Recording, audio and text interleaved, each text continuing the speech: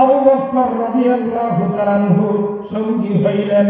দুইজনে মিলিয়া যাইতেছেন, নবীর দরবারে হাজির হইয়া গেলেন। ডাক দিয়ে বলেন, নবী গো, আপনার দরবারে যখন ছিলাম আমার দিলের অবস্থা এমন ছিল যেন জাহান্নাম আর জান্নাত দিয়া আমার দিলটা পরিপূর্ণ ভইলা গেছে, দুনিয়ার কোনো চিন্তা ছিল না। কিন্তু যখন বাড়িতে গেলাম জান্নাত জাহান্নামের কথা ভুলে গেলাম, দুনিয়ার চিন্তা আমাকে ঘিরে ধরেছে। আমার তো মনে হয় দুই জায়গায় দুই অবস্থা, আমি মুনাফিক হইয়া গেলাম। নবী ডাক দিয়ে বলেন, ও সাহাবীরে, তাহলে শোনো, আমার কাছে থাকার সময় তোমার দিলের যে অবস্থা থাকে, এই অবস্থা যদি তোমার সর্বক্ষণ থাকতো তাহলে ফেরেশতারা তোমাদের সঙ্গে হাঁটা চলাফেরা করতে, মুসাফাহা করত। সুতরাং দিলের অবস্থান পরিবর্তন হতেই পারে, কিন্তু সহবতের এত দাম, আমার সহবতে থাকার কারণে অবস্থা হয়েছে। আমার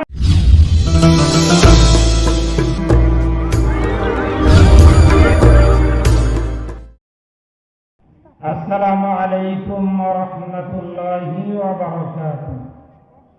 নাহমাদুহু ওয়া নুসাল্লি আলা রাসূলিহিল কারীম।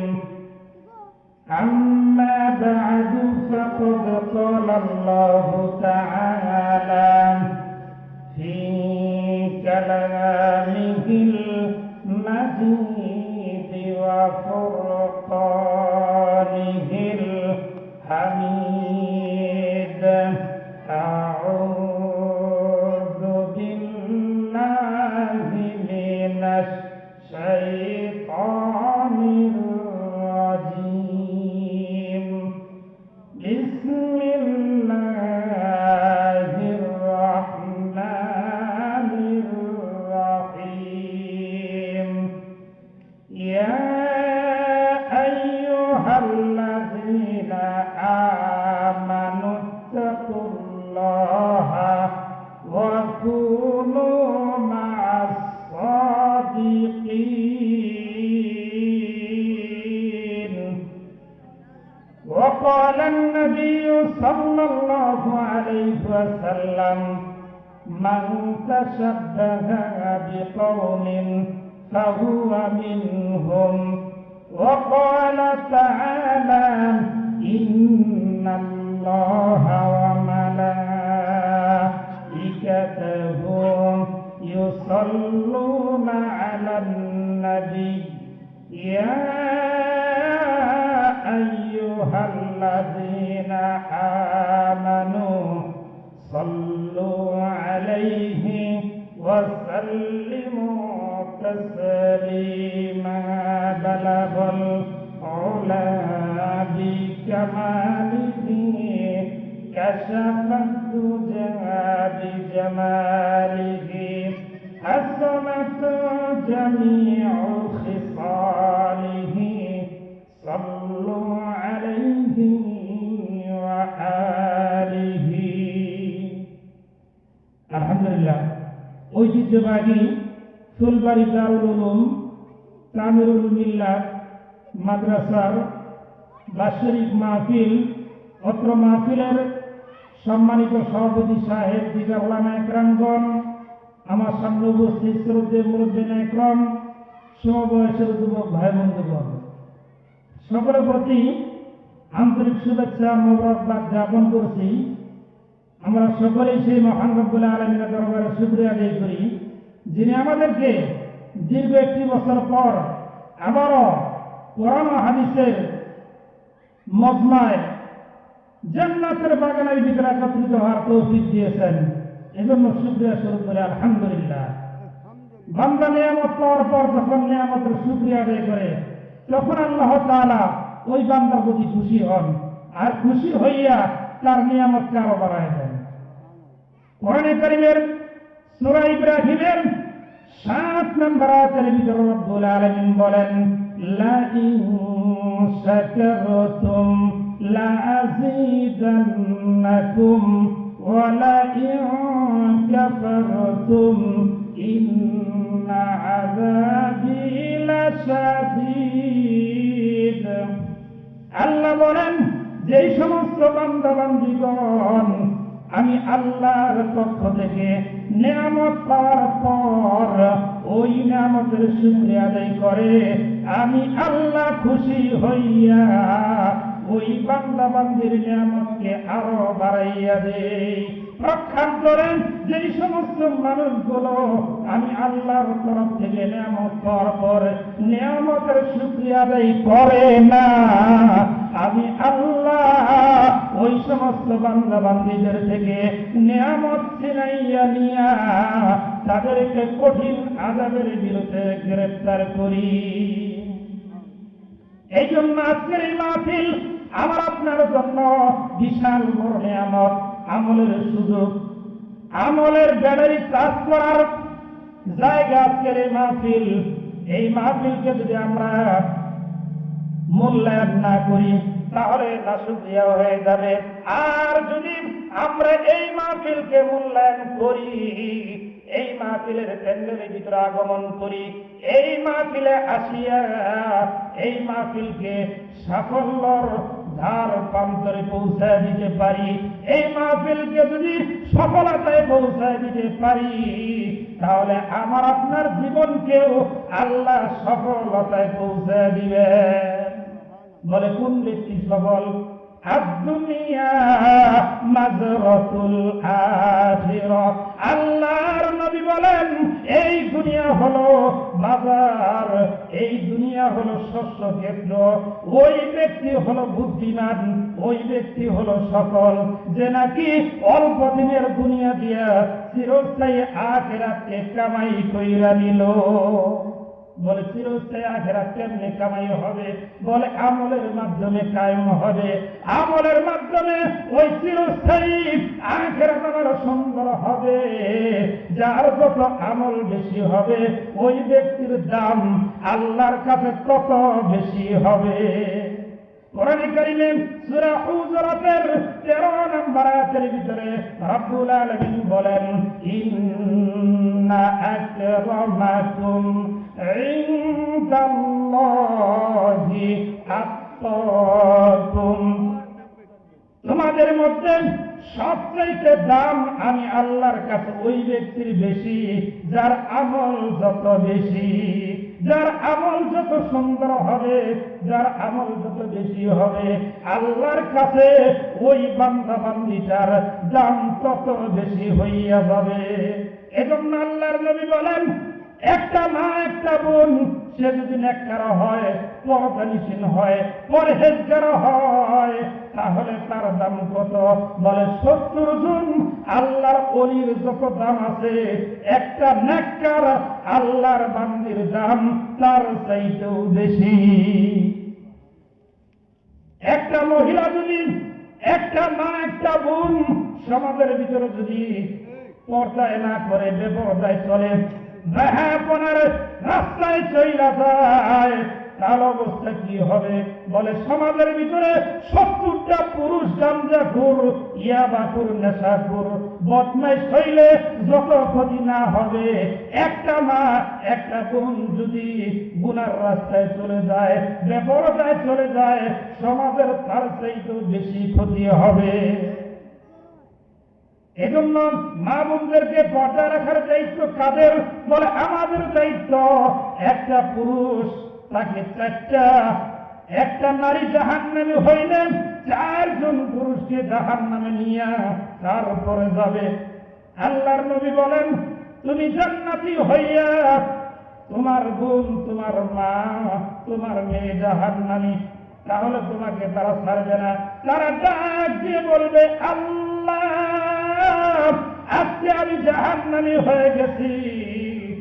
আমার বাবা যখন, আমি বাবার ঘরে ছিলাম ছোট্টবেলায়, আমার বাবা আমাকে পর্দার কথা বলে নাই, 5 ওয়াক্ত নামাজের কথা বলে নাই, তোমার হুকুম মানি নাই, এজন্য কোনদিন শাসন করে নাই। ওই বাবাকে ছাড়া আমি কন্যা জাহান্নামে যাব না। আল্লাহ বলবে যাও তোমার বাবাকে নিয়ে যাও।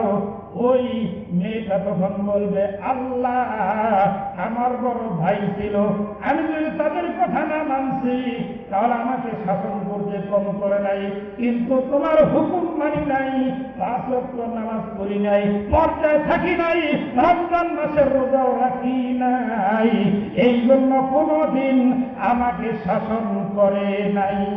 সুতরাং ওই ভাইকে ছাড়াও আমি জাহান্নামে যাব না। বলে যাও নিয়ে যাও। এরপরে বলবেন ও আল্লাহ আমার যখন বিবাহ হইয়া গেল তখন আমার বাপের দায়িত্ব নাই, আমার ভাইয়ের দায়িত্ব নাই, সব দায়িত্ব আমার স্বামীর উপরে অর্পণ হলো। আমার স্বামী যদি তরকারি একদিন রান্না খারাপ হয়েছে তাহলে আমাকে ধমক দিতে কম দেয় নাই, মায়েরও দিছে, কিন্তু তোমার হুকুম নামাজ পড়ি নাই, পর্দায় থাকি নাই, এই জন্য কোনদিন শাসন করে নাই। ওই স্বামীকে ছাড়াও আমি জাহান্নামে যাব না। এরপরে বলবে যাও নিয়ে যাও। তারপরে 3 নাম্বার বলবে আল্লাহ আমার বড় ছেলে আমার সংসার দায়িত্ব নিল, আমি তোমার হুকুম মানি নাই, এই জন্য আমার বড় ছেলে কোনদিন তাগিদ দেয় নাই, সুতরাং ওই বড় ছেলেকে ছাড়াও আমি মা জাহান্নামে যাব না। এজন্য ভাই ও বন্ধু ও যুবক বাবাজিরা লক্ষ্য করো, খেয়াল করো, তুমি যদি জান্নাতি হও কিন্তু এই 4 জন পুরুষকে জাহান্নামে নিয়ে একটা মহিলা জাহান্নামে যাবে। এই জন্য সতর্ক থাকতে হবে।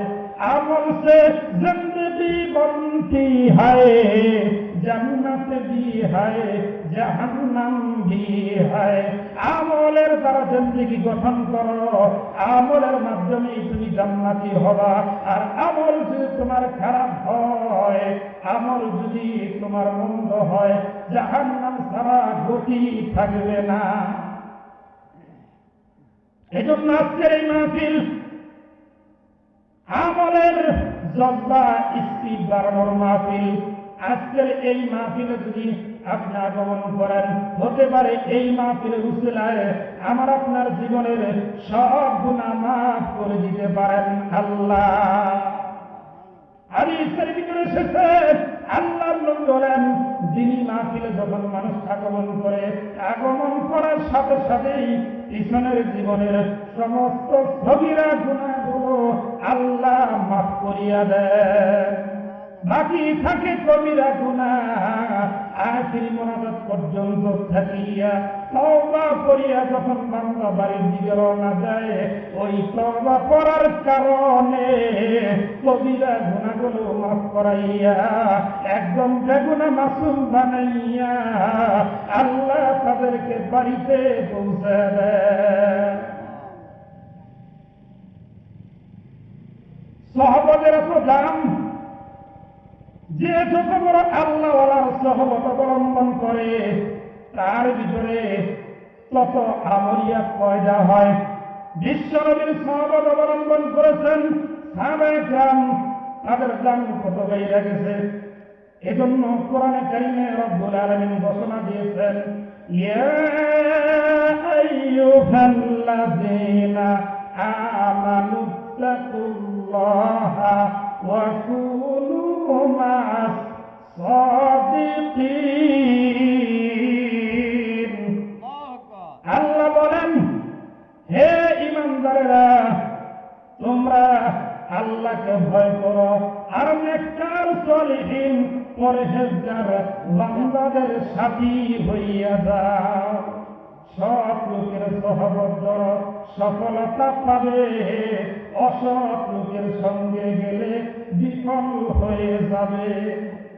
কবি বলেন, সহবতে লেখতেরা লেখুনাথ, সহবতে তো লেখতেরা লেখুনাথ, এক জমানা সহবতে আউলিয়া, সহরাজ সদ চলে তো হাতে বেরিয়া, সৎসঙ্গে স্বর্গে বাস, অসৎসঙ্গে সর্বনাশ। ও বান্দা, তুমি যদি সামান্য সময় সৎ লোকের সহবত অবলম্বন করতে পারো, এই উসিলায় সৎ পথে চলা আল্লাহ তোমার জন্য সহজ করিয়া দিবে।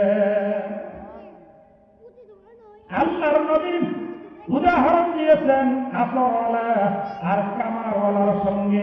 তুমি যদি আতরওয়ালার কাছে যাও, আতর বিক্রেতার কাছে যাইয়া কিছু সময় যদি তুমি বসো, আতর যদি নাও কিনো, সে আতর বিক্রির জন্য বারবার খুঁজতেছে, আতর অনেকের দিয়ে টেস্ট করতেছে।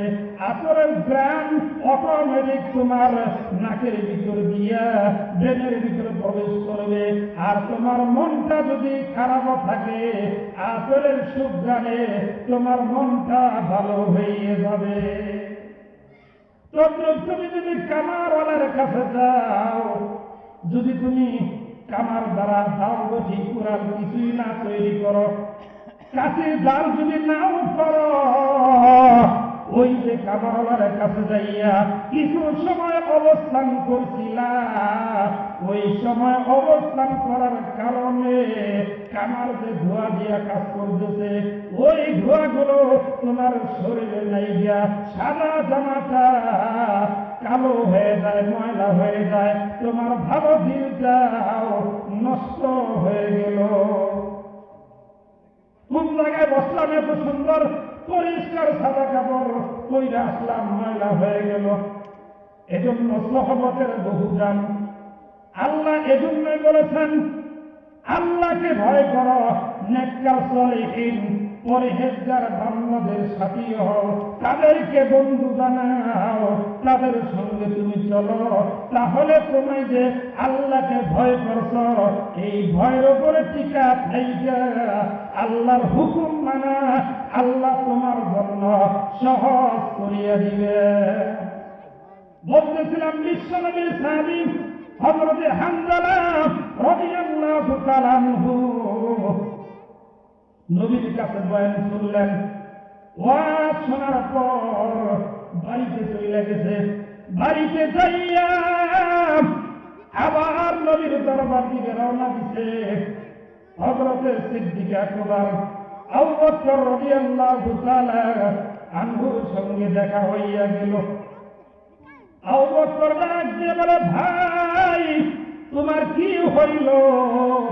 মাত্রই তো আমরা নবীর কাছে বয়ান শুই না, বাড়িতে আসলাম, আবার কেন নবীর দরবারে যাইতেছ? হযরতে হানজালা ডাক দিয়ে বলে, ভাই আবু বকর, আমি নবীর দরবারে যতক্ষণ ছিলাম আমার অবস্থা এমন ছিল যেন জান্নাত আমার সামনে, জাহান্নাম আমার সামনে রয়েছে। সুতরাং দুনিয়ার কোন স্বাদ, দুনিয়ার কোন মজা, দুনিয়ার কোন চিন্তা আমার ব্রেনের ভিতরে ছিল না। এখন যখন বাড়িতে আসলাম, ছেলে মেয়ে বিবি তাদের সঙ্গে যখন ওঠা বসা শুরু করে দিলাম, কথাবার্তা বলা শুরু করলাম, আমার কাছে মনে হলো ওই অবস্থা আমার দিলের ভিতরে বর্তমানে আর নাই। আমার দিলের ভিতরে শুধু দুনিয়া আর দুনিয়ার চিন্তা ঢুকে গেছে। এই কারণে আমি ভাবতেছি, হানজালা মুনাফিক হো গিয়া, হানজালা মুনাফিক হো গিয়া, হানজালা তো মুনাফিক হইয়া গেছে। হযরতে আবু বকর রাদিয়াল্লাহু তাআলা আনহু ডাক দিয়ে বলে, ভাই তোমার যদি অবস্থা হয়, আমার দিলের অবস্থাও তো এরকমই লাগতেছে। এবার হযরতে হানজালার সঙ্গে আবু বকর রাদিয়াল্লাহু তাআলা আনহু সঙ্গী হইলেন। দুইজনে মিলিয়া যাইতেছেন, নবীর দরবারে হাজির হইয়া গেলেন। ডাক দিয়ে বলে, নবী গো, আপনার দরবারে যতক্ষণ ছিলাম আমার দিলের অবস্থা এমন ছিল যেন জাহান্নাম আর জান্নাত দিয়া আমার দিলটা পরিপূর্ণ ভইরা গেছে, দুনিয়ার কোনো চিন্তা ছিল না। কিন্তু যখন বাড়িতে গেলাম, জান্নাত জাহান্নামের কথা ভুলে গেলাম, দুনিয়ার চিন্তা আমাকে ঘিরে ধরেছে। আমার তো মনে হয় দুই জায়গায় দুই অবস্থা, আমি মুনাফিক হইয়া গেলাম। নবী ডাক দিয়ে বলেন, ও সাহাবীরে, তাহলে শোনো, আমার কাছে থাকার সময় তোমার দিলের যে অবস্থা থাকে, এই অবস্থা যদি তোমার সর্বক্ষণ থাকতো, তাহলে ফেরেশতারা তোমাদের সঙ্গে হাঁটা চলাফেরা করতে, মুসাফাহা করতো। সুতরাং দিলের অবস্থান পরিবর্তন হতেই পারে, কিন্তু সহবতের এত দাম, আমার সহবতে থাকার কারণে অবস্থা হয়েছে। আমার